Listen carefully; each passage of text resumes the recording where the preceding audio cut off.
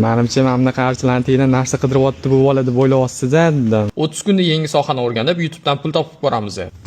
Bizda 11-kun, bugun xudo xolasa bizda 6 ta montajimiz bor. Undan tashqari Telegram kanalimizda yangi sohani o'rganmoqchimiz. Agar sizlar ham shu sohani o'rganmoqchi bo'lsanglar, bemalol Telegram kanalimizga o'tib, bizlar bilan o'rgansanglar bo'ladi. Hop, bizda soat salkam 3 bo'ldi. Men 2 ta montajni qilib oldim. Montajyorlarda o'zi ko'proq mavod nimada? Bu musiqa topish. Men ham hozir mana misol uchun musiqa qidirib o'tiribman. Soat 4 bo'ldi. Men sal ko'proq vaqt oladigan 3 ta montajimni 3 soat ichida bitirib oldim. Endi qolgan 4 ta montajimni skriptlarni hozir yozib olaman, ularni ham 2 soat ichida bitirib tashlayman.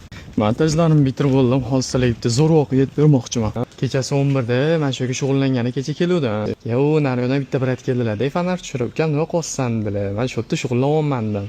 To'g'ri, kechasi soat 11 edi, hech kim ishonmas edi. Uylarni o'rganib, hammasini aytdim, baribir ham brat ishonmadilar. Keyin oxiri nimadir qilib hal qildik, aytmoqchi bo'lganim. Agar oldinglarga shunaqa odam keladigan bo'lsa, normalni qabul qilinglar. Chunki kechasi men ham normalni qabul qildim. Soat 11da kim bunaqa narsa qiladi o'zi? Xullas shunaqa gaplar. Shu bilan 11-kunimiz ham bizda tugadi. Sizlar bilan 12-kunda ko'rishguncha.